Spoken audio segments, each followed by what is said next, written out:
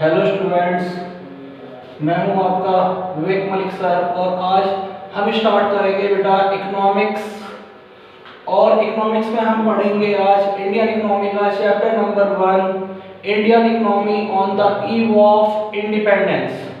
जैसा कि पहली वीडियो में थोड़ी चीज़ें तो मैं क्लियर करी थी, आज उसके आगे ही हम कंटिन्यू करेंगे।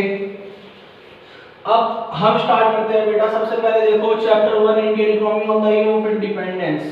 इसमें सबसे पहली हेडिंग है colonial exploitation of the Indian economy under the British rule. जैसा कि मैंने तुम्हें लास्ट क्लास में बताया था कि ब्रिटिशर्स ने हमारी इकोनॉमी को पूरी तरीके से बर्बाद कर दिया था, एक्सप्लॉइट कर दिया था। अब जैसे पढ़ते हैं बेटा, हम देखो इसमें Indian economy under the British rule was faced a lots of colonial exploitation।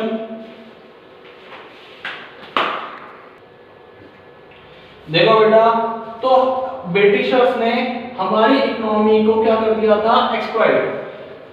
जैसा कि आपको पता है कि हमारी इकोनॉमी जो है एग्रीकल्चर पे ज्यादा बेस्ड है और एग्रीकल्चर सेक्टर को इन्होंने पूरी तरीके से बर्बाद कर दिया था। कैसे?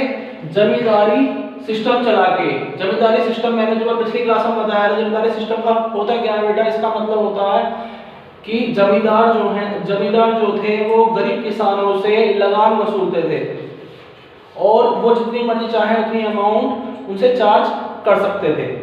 ये तो इसीलिए जो हमारे यहाँ किसान थे या वो व्यक्ति जो जमीन बो रहे थे, उनको उसका कोई फायदा नहीं मिल पा रहा था। अब बेटा देखो,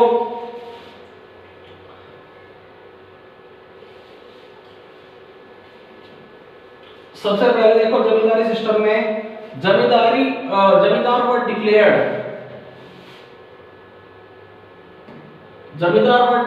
as the owner of the soil. जमींदारों को ब्रिटिशर्स ने मालिक बना दिया था, किसका? जमीन का। दूसरी बात, अब ब्रिटिशर्स ने क्या करा कि ब्रिटिशर्स ने एक लिमिट फिक्स कर दी कि जमींदारों को बोल दिया कि तुम्हें हमें लगान पे करना पड़ेगा, टैक्स पे करना पड़ेगा और तुम जितनी मर्जी चाहे उतना लगान किसानों से वसूल सकते हो। जैसे देखो इसमें लिखा हुआ है, they were to pay fix sum to the government by the land revenue system. अब जितनी मर्जी चाहे वो उतना लगान गरीब किसानों से वसूल सकते थे।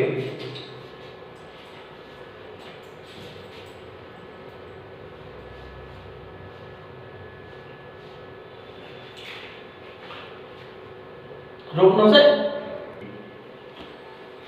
देखो बेटा, तो जो जमींदार थे, मैंने जैसे कि तुम्हें बताया है कि वो जितना मर्जी अमाउंट उतना चार्ज किसानों से कर सकते थे।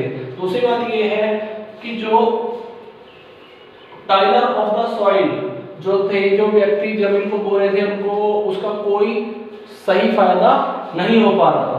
देखो the zamindar on the other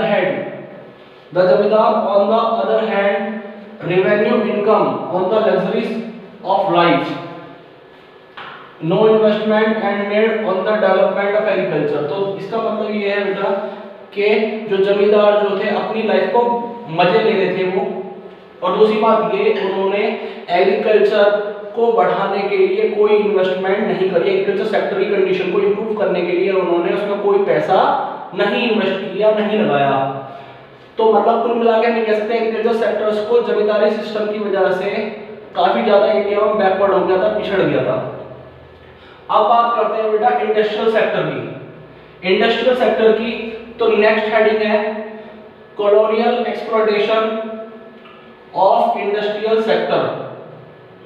तो देखो बेटा, ब्रिटिश रूल के आने से पहले, जैसे कि मैंने तुमको बताया था अपनी क्लास में, हमारे देश की हैंडीक्राफ्ट इंडस्ट्री बहुत ज्यादा फेमस थी और उसकी रेपुटेशन इंटरनेशनल मार्केट में बहुत अच्छी थी। लेकिन जब से ब्रिटिशर्स आए, उन्होंने हमारी हैंडीक्राफ्ट इंडस्ट्री को पूरी तरीके से, उसकी जो रेपुटेशन थी उसको पूरी तरीके से खराब कर दिया। इसके लिए इन्होंने क्या करा बेटा, अब इसमें हम आगे पढ़ेंगे कि इन्होंने किस तरीके से हमारी हैंडीक्राफ्ट इंडस्ट्री को खत्म कर दिया था। तो देखो उधर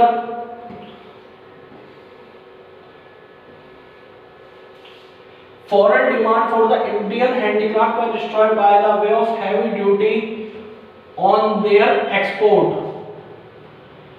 इन्होंने बेटा एक्सपोर्ट जो करते थे हम उस पर बहुत ज्यादा टैक्स लगाया, जिसकी वजह से इंटरनेशनल मार्केट में हमारे हैंडीक्राफ्ट गुड्स की डिमांड कम हो गई थी। दूसरी बात, अब जो सामान हम बाहर से खरीदते थे वो इन्होंने जो इंपोर्ट करते थे ब्रिटिश, अगर हम ब्रिटेन से कोई सामान खरीदते थे तो उसको इन्होंने क्या कर दिया था, टैक्स फ्री। तो मतलब इंपोर्ट पे कोई टैक्स नहीं लगाया जाता था, जिसकी वजह से हम फॉरेन से इंपोर्ट ज्यादा करने लगे और एक्सपोर्ट जो था हमारा हैंडीक्राफ्ट इंडस्ट्री से जो एक्सपोर्ट होता था वो धीरे धीरे क्या हो गया, कम। मतलब हैंडमेड गुड्स की जो डिमांड थी वो उसकी कम होने की वजह से उसका एक्सपोर्ट भी क्या हो गया, फॉरेन मार्केट में कम हो गया। अब पहला सेक्टर हो गया एग्रीकल्चर सेक्टर, दूसरा सेक्टर हो गया इंडस्ट्रियल सेक्टर। अब बात करते हैं इंटरनेशनल ट्रेड की। इंटरनेशनल ट्रेड में इन्होंने इंटरनेशनल ट्रेड को एक्सप्लॉइट कैसे करा था बेटा, इंटरनेशनल ट्रेड को इन्होंने एक्सप्लॉइट करा था टैरिफ पॉलिसी की वजह से। अब टैरिफ पॉलिसी में इन्होंने क्या करा, जैसे कि मैंने बताया एक्सपोर्ट जो अब इन्होंने क्या करा बेटा कि अगर हम विदेशों में रॉ मटेरियल भेजते हैं, रॉ मटेरियल एक्सपोर्ट करते हैं तो उस पर कोई टैक्स नहीं लगेगा। दूसरी बात, अगर हम फॉरेन से सामान खरीदते हैं, फॉरेन से अगर सामान खरीदेंगे, इंपोर्ट करते हैं तो उस पर भी कोई टैक्स नहीं पे करना पड़ेगा हमें।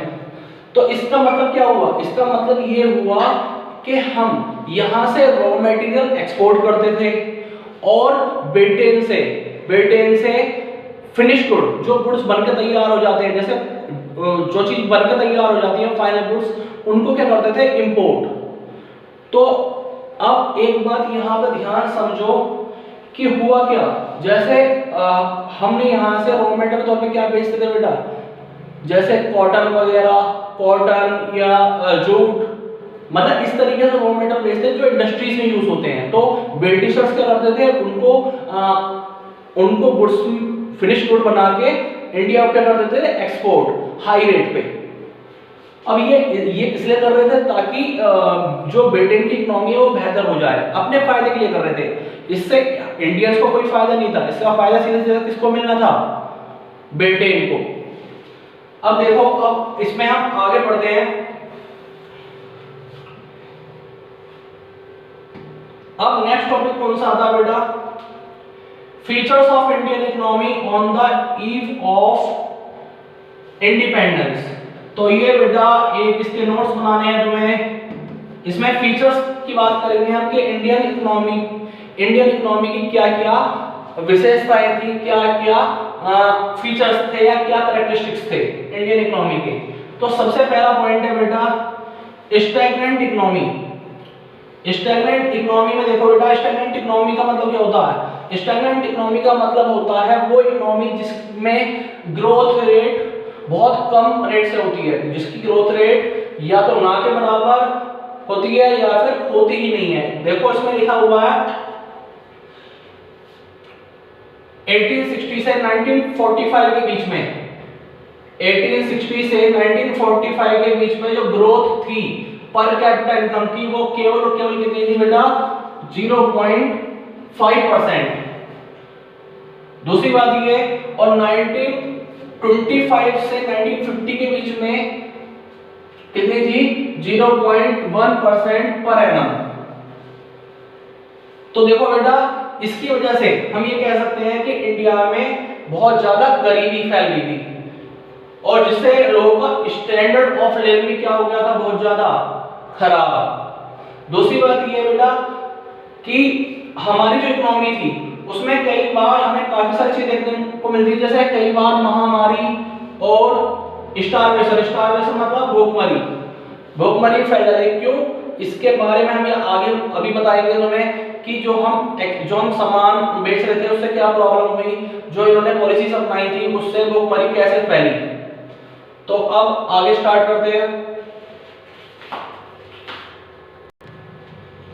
तो बेटा अभी मैंने तुम्हें फीचर्स पढ़ाए हैं, अभी फीचर्स ऑफ इंडियन इकोनॉमी जो भी कंप्लीट नहीं हो पाए हैं। अभी तुम फिलहाल इनको जो मैंने तुम्हें पढ़ाया है उसके नोट्स प्रिपेयर करोगे अपनी फेयर कॉपी में, और इसके बाद की क्लास मैं नेक्स्ट क्लास में कंटिन्यू करूंगा।